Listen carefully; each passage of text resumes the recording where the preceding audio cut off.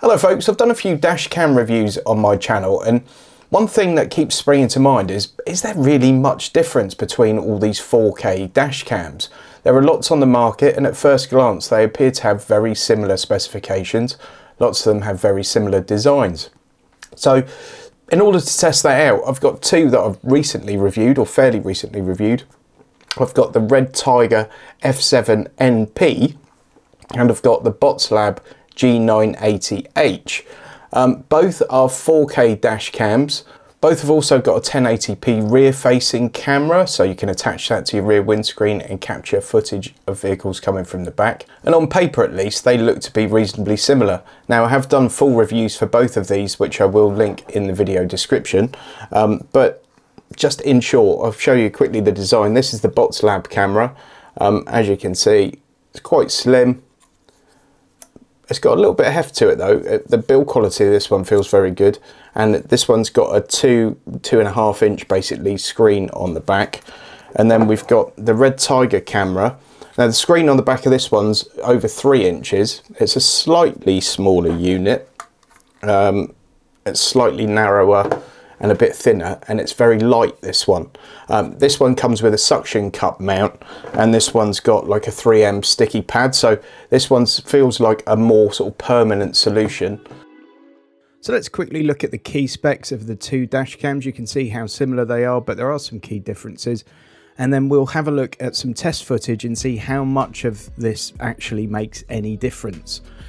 So advanced driver assistance features, there's a clear winner in this category, and it's the BotsLab camera. It has things like an audible warning when the vehicle in front starts to move, so if you're sat at traffic lights, it will actually warn you when the vehicle's moved away in case you're distracted by something else. You've got a pedestrian collision warning, headway monitoring warning, so that's if you're not leaving enough of a gap between you and the car in front, so that could be used for emergency braking alerts. That actually works really well as well.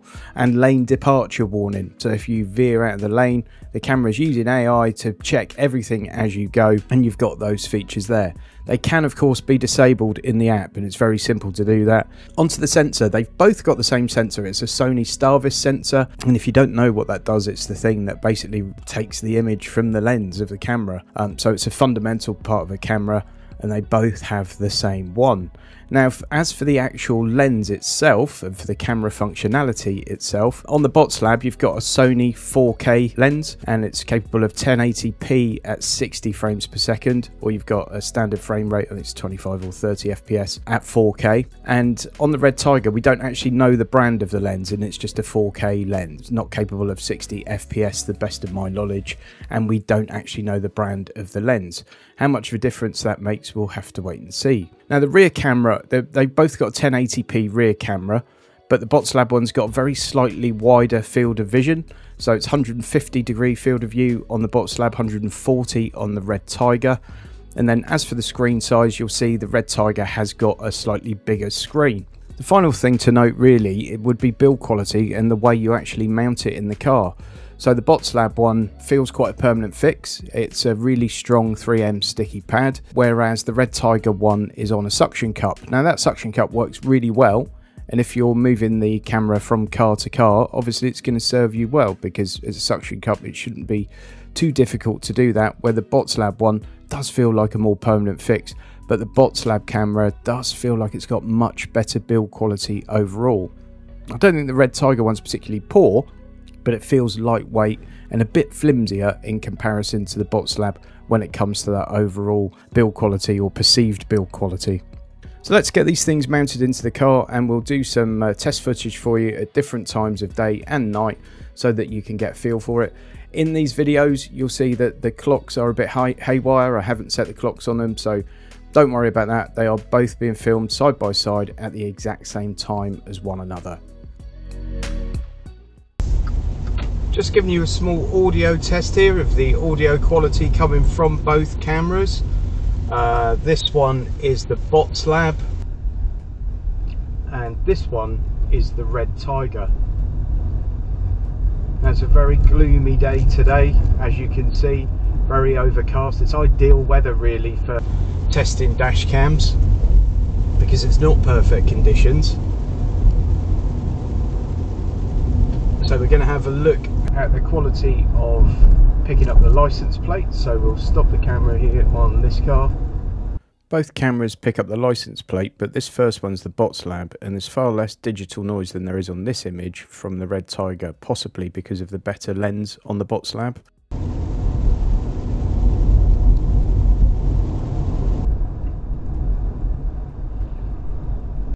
We're now looking at the rear view cameras for both of these dash cams, and as you can see, the image quality is fairly similar coming from those rear view cameras.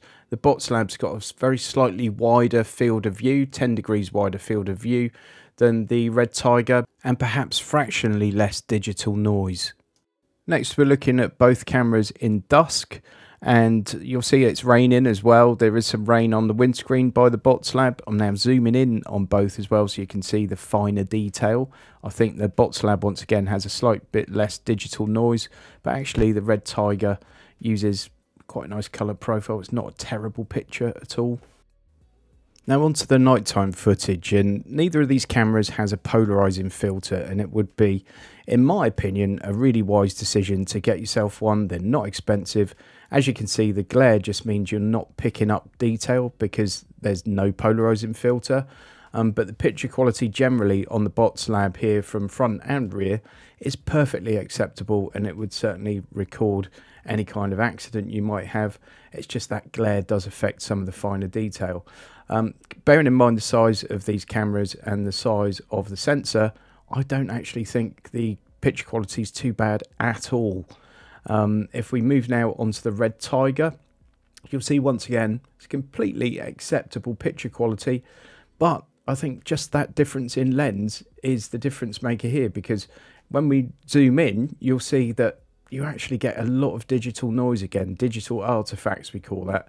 So it just looks a bit messier. It looks a bit kind of more hand-drawn, shall we say. But again, I think if you're looking for the very best image quality, and these are the two cameras you're looking at, I would give it to the BotsLab.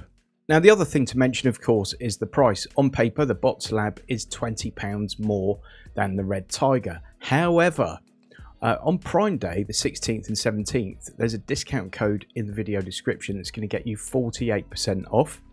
I've reached out to both companies. BotsLab's the only one that's come back, but 48% discount, which is fairly extraordinary.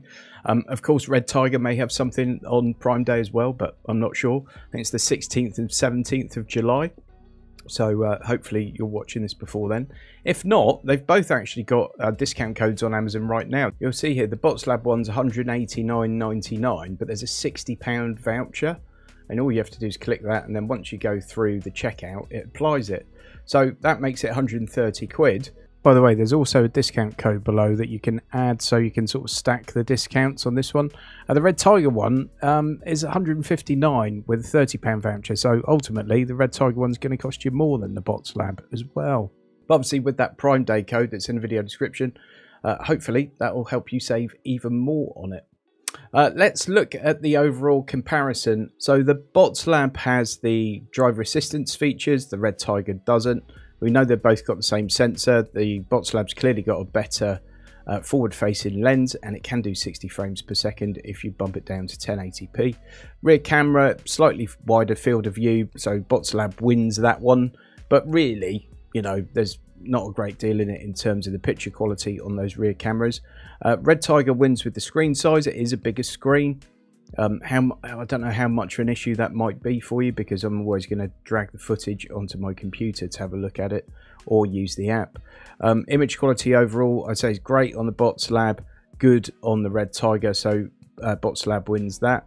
So it's not a clean sweep because the RedTiger's got a bigger screen, but I think in every other way the BotsLab shades it, and I think overall it's just better value for money, even if you don't use those driver assistance features at all. So there we go. That's my honest appraisal of both of those dash cams. You can see the footage for yourself. The other thing was the audio quality. I've just obviously done the edit on the video, and I thought the audio quality was better on the BotsLab as well. Not that that's going to make a massive amount of difference, because you're not making home movies on this thing, are you? It's a dash cam, but for what it's worth, I thought the audio quality was better on the BotsLab as well. Hope you found this one useful, enjoyable. I don't know, even if you found it boring, please give it a thumbs up. Please subscribe to the channel, and I'll see you on the next one.